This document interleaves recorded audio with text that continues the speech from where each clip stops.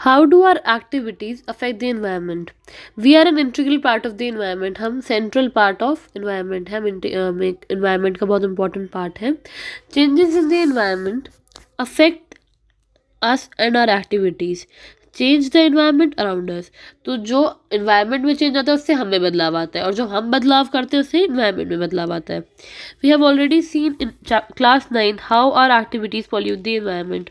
और हम ऑलरेडी ये जानते हैं, जो हमने चैप्टर क्लास 9 से हमने ऑलरेडी पढ़ा है कि हमारी एक्टिविटीज़ से हम कैसे इन्वायरमेंट को हार्म करते हैं. In this chapter we shall be looking at two of the environmental problems in detail: depletion of the ozone layer and waste disposal. Ozone layer and how it is getting depleted. तो ozone हमारा एक try atomic molecule होता है. Ozone O3 होता है. इसमें 3 oxygen के molecules हैं. जो ओजोन होता है वो डेडली पॉइजन है, इसलिए ये लोअर एटमॉस्फेयर में हमें कभी नहीं मिलता. ओजोन हमेशा हमें मिलता है एटमॉस्फेयर के अपर स्ट्रैटम में, ऊपर वाले पार्ट में, जिसको हम स्ट्रेटोस्फेयर कहते हैं. थोड़ा बहुत ओजोन का जो क्वांटिटी होती है वो ट्रोपोस्फेयर में भी होती है, बट वो बहुत कम होती है, क्योंकि मैंने बताया कि ओजोन डेडली पॉइजन है. इसलिए मैक्सिमम जो ओजोन की परत बनी हुई है वो स्ट्रेटोस्फेयर में है. ये करीब करीब हमारे एटमॉस्फेयर से 16 to 50 किलोमीटर्स ऊपर है. ठीक है, तो हम इसके बारे में पढ़ लेते हैं. Ozone is a molecule formed by 3 atoms of oxygen. जब ऑक्सीजन के 3 एटम्स मिलते हैं तो वो ओजोन बनाते हैं. While O2 which we normally refer to as oxygen is essential for all aerobic forms of life. हमें जानते हैं कि जो O2 ऑक्सीजन होती है वो हमारे लिए बहुत इम्पॉर्टेंट है.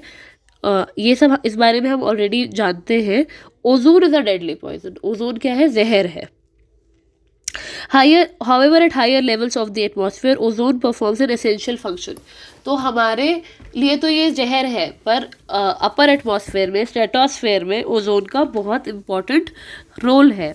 It shields the surface of the earth from ultraviolet radiations from the sun. जो सन से रेडिएशंस आती है, हार्मफुल रेडिएशंस आती है, अल्ट्रावायलेट रेडिएशंस, उससे ये हमें प्रोटेक्ट करता है. This radiation is highly damaging to the organisms. और अगर ये ऐसा ना करे तो जो ये रेडिएशंस है ये भी हमारे लिए बहुत ज़्यादा खतरनाक है. For example, it is known to cause skin cancer in the human beings. तो हमें ये ऑलरेडी पता है कि इससे हमें स्किन कैंसर हो सकता है. Ozone at higher level of the atmosphere is a product of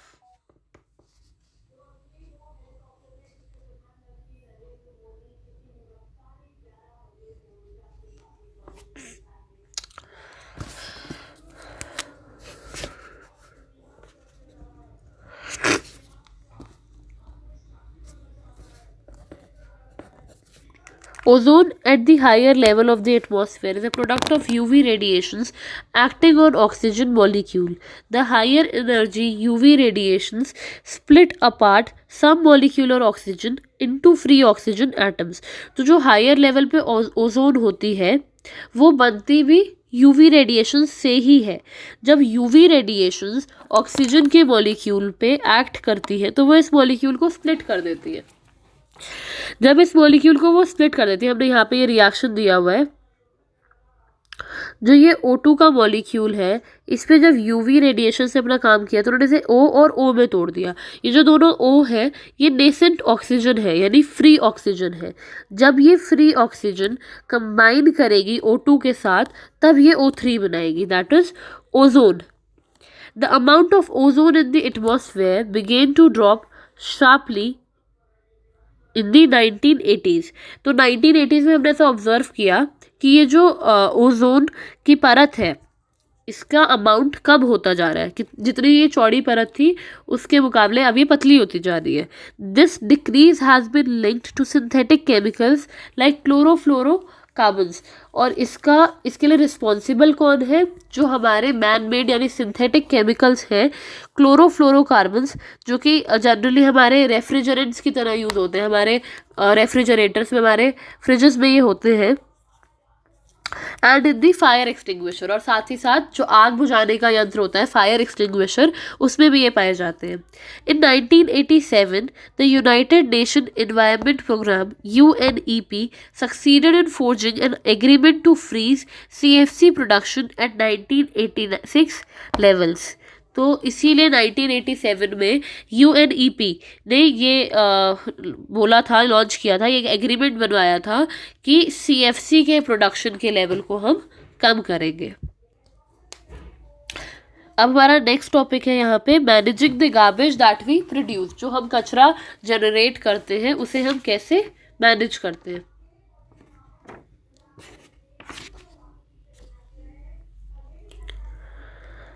Visit any town or city and we are sure to find heaps of garbage all over the place। किसी भी town या city में चले जाओ, ऐसा कोई शहर city नहीं होगा जहाँ पे बहुत ज़्यादा कचरा हमें देखने को ना मिले।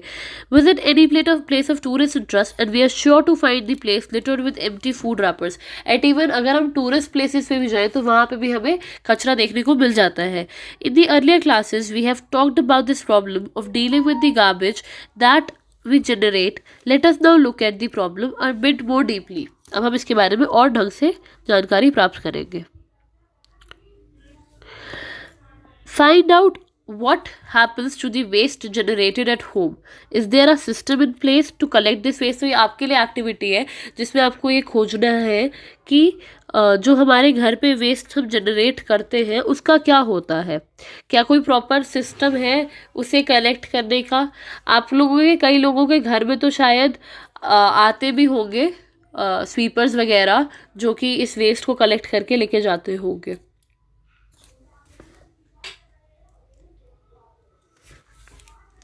Find out how the local bodies, that is panchayat, municipal corporation, resident welfare society deals with the waste। और ये भी पता लगाना है आपको कि आपकी जहाँ आप रहते हो वहाँ पे चाहे पंचायत सिस्टम है, चाहे म्यूनिसिपल कॉरपोरेशन है, रेजिडेंट वेलफेयर सोसाइटी है, ये लोग किस तरीके से कचरे की समस्या को डील करते हैं। क्या ऐसा कोई मैकेनिज्म है जहाँ पे ये बायोडिग्रेडेबल और नॉन बायोडिग्रेडेबल वेस्ट को सेपरेट करते हैं और अकॉर्डिंगली उन्हें ट्रीट करते हैं या अकॉर्डिंगली उन्हें डिकम्पोज करते हैं। इस बारे में आपको फाइंड आउट करना है। Calculate how much waste is generated at home daily. How much of this is biodegradable? Calculate how much waste is generated in the classroom. How much of this waste is biodegradable? Suggest ways of dealing with this waste। तो आपको क्या करना है, आपको ये जानकारी प्राप्त करनी है कि आपके घर में रोज़ कितना कचरा या आपके क्लासरूम में रोज़ कितना कचरा जनरेट होता है और उसमें से कितना कचरा बायोडिग्रेडेबल है, यानी जिसे हम मिट्टी में डालेंगे तो वो गल जाएगा। साथ ही साथ आपको ये भी तरीके सोचने हैं कि किस तरीके से इसे हम डील करें, ये गार्बेज की समस्या को हम किस तरीके से डील करें। तो इसमें एक तो आपने शायद पढ़े भी होंगे रिड्यूस, रीयूज़, रिसाइकिल। तो इसमें यही होता है कि एक तो पहले वेस्ट का जनरेशन ही कम करो, जितना हो सके उतना कम कूड़ा कचरा जनरेट करो।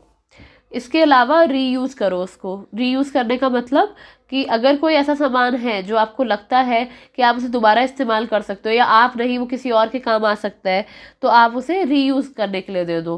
रिसाइकिल का मतलब होता है कि किसी पुरानी चीज़ को या किसी ख़राब चीज़ को तोड़ मोड़ कर उसे एक सुंदर आकार देना या उससे कुछ अच्छा सुंदर बना लेना जो आपके उपयोग की चीज़ हो। और भी बहुत सारे वेस्ट को डील करने के तरीके होते हैं आपके लेवल पे, जिसमें आप वेस्ट को बायोडिग्रेडेबल और नॉन बायोडिग्रेडेबल में आप अपनी ही क्लास में 2 डस्टबिन रख सकते हो, जिसमें एक में आप बायोडिग्रेडेबल वेस्ट डालो और एक में आप नॉन बायोडिग्रेडेबल वेस्ट डालो। जो बायोडिग्रेडेबल वेस्ट है उसे आप मिट्टी में दफना दो और जो नॉन बायोडिग्रेडेबल वेस्ट है उसे बाहर कूड़ेदान में डाल दो। और भी बहुत सारे तरीके हैं जो आपको खुद से सोचने हैं। Find out how the sewage in your locality is treated। Are there mechanisms in place to ensure that local water bodies are not polluted by untreated sewage? जो सीवेज हमारी जनरेट होती है उसे कई बार विदाउट ट्रीटमेंट ही water bodies में छोड़ दिया जाता है, फिर वही पानी हमारे घरों में सप्लाई होगा तो उससे हमें बीमारियां फैलेंगी। तो इसीलिए यहाँ पे ऐसा पूछा जा रहा है कि क्या कोई प्रॉपर सिस्टम है जिसके थ्रू तो ये सारी एक्टिविटीज़ आपको करनी है, फाइंड आउट करना है कि क्या इन सीवेज के लिए कोई प्रॉपर ट्रीटमेंट सिस्टम है। इसके ही साथ साथ एक और है कि जो लोकल इंडस्ट्रीज़ होती है जिनसे इंडस्ट्रियल वेस्ट पैदा होता है, क्या उन्हें प्रॉपर ट्रीटमेंट के बाद ही सॉइल में या वाटर में डाला जा रहा है या इससे सॉइल और वाटर पोल्यूशन कॉज किया जा रहा है। तो ये सब चीज़ें आपको फाइंड आउट करनी है, आपको इसके बारे में रिसर्च करना है। Improvements in our lifestyle have resulted in great amounts of waste material generation। जैसे जैसे हमारी लाइफस्टाइल इम्प्रूव हुई है, जैसे जैसे हमारी इंडस्ट्री सेटअप हुई है, जैसे जैसे हमारी रिसोर्सेज बढ़े हैं, साथ ही साथ वेस्ट जनरेशन भी बहुत बढ़ गया है। Changes in attitudes also have a role to play with more and more things we use becoming disposable। तो लोगों की थिंकिंग, लोगों का एटीट्यूड भी चेंज हो गया है, जिसके कारण लोग हाइजीन के बारे में सोचने लग गए हैं या अपनी सेफ्टी के बारे में, प्रोटेक्शन के बारे में सोचने लग गए हैं, जिस वजह से हम आजकल डिस्पोजेबल चीज़ों का बहुत ज़्यादा इस्तेमाल करने लग गए हैं। Disposable cups, disposable plates, her cheese. Changes in packaging have resulted in much of our waste becoming non-biodegradable। और किसी भी चीज़ को प्रॉपरली पैक करने के लिए या उसको जब हम कहीं ट्रांसपोर्ट करें तो उसमें कुछ खराबी ना आ जाए, इसलिए इसमें जब हम पैकेजिंग यूज़ करते हैं तो प्लास्टिक की पैकेजिंग या इस टाइप की पैकेजिंग यूज़ करते हैं जो कि नॉन बायोडिग्रेडेबल होती है। What do you think will be the impact of these on are environment. तो इस सब से हमारे इन्वायरमेंट में क्या असर पड़ेगा, ये हमसे पूछा गया है। अब यहाँ पे एक स्टोरी दे रखी है छोटी सी, डिस्पोजेबल कप्स इन ट्रेन। तो जब आप अपने माँ बाप से बात करोगे तो वो आपको बताएंगे कि जब वो पहले ट्रेन में ट्रैवल करते थे और वहाँ पे वो चाय पीते थे, तो जो चाय देने वाला होता था, चाय बेचने वाला होता था, वो उन्हें प्लास्टिक के ग्लासेस में चाय देता था। पर अब प्लास्टिक के ग्लासेस में वो चाय दे रहा है, इतने सैकड़ों लोगों को वो चाय पिला रहा है, तो प्रॉपर धोने का भी उसके पास टाइम नहीं है, कोई पता नहीं वो कितने अच्छे से उसे साफ़ कर रहा है, और किसी को कोई बीमारी है, उसने उस कप में पिया, उसे प्रॉपरली साफ़ नहीं किया गया और किसी और को पिलाया गया, तो उसमें भी वो बीमारी फैल सकती है। और कई लोगों को झूठे का परहेज़ होता है, तो वैसे भी किसी का झूठा नहीं खाना चाहिए। तो इस वजह से इस प्रॉब्लम को मद्देनज़र रखते हुए प्लास्टिक ग्लासेस को हटा दिया गया। उनकी जगह हमने क्या किया, हमने डिस्पोजेबल कप्स यूज़ करने शुरू कर दिए कि आप उसमें चाय पियो और फेंक दो। पर जब हम डिस्पोजेबल कप्स यूज़ करते हैं तो उसमें कितना सारा मिलियंस ऑफ वेस्ट डेवलप होता है। तो इसीलिए थोड़े टाइम पहले ऐसा सोचा गया कि डिस्पोजेबल कप्स भी नहीं यूज़ करते और प्लास्टिक कप्स भी नहीं यूज़ करते, उसकी जगह हम क्या यूज़ करते हैं, हम कुल्हड़ यूज़ कर लेते हैं। जो मिट्टी के बने हुए कप होते हैं हम उनका इस्तेमाल कर लेते हैं। पर अब इससे एक नई समस्या खड़ी हो गई, जो ये मिट्टी के कप कुम्हार बनाता है उसके लिए वो फर्टाइल टॉप सॉइल का इस्तेमाल करता है। जो सबसे ऊपरी परत होती है,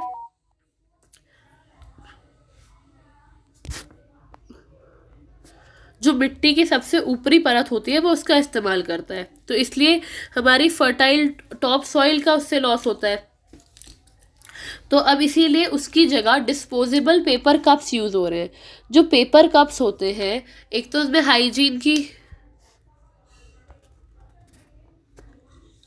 एक तो उनमें कोई हाइजीन की दिक्कत नहीं है, क्योंकि वो साफ़ सुथरे ही है। आप पेपर कप यूज़ करो और उसे फेंक दो, और पेपर कप का क्या है कि वो मिट्टी में बहुत आसानी से गल जाएंगे, तो इसीलिए आजकल पेपर कप्स यूज़ किए गए हैं। तो अब आपको एडवांटेजेस सोचनी है पेपर कप्स की ओवर प्लास्टिक कप्स, जो डिस्पोजेबल प्लास्टिक कप्स थे उनमें, और ये पेपर कप्स में आपको ये सोचना है कि कौन बेहतर है और क्यों। तो इसी के साथ हमारा ये चैप्टर ख़त्म हो जाता है। ये बहुत ही आसान चैप्टर है और बहुत इजी टू अंडरस्टैंड है। Thank you.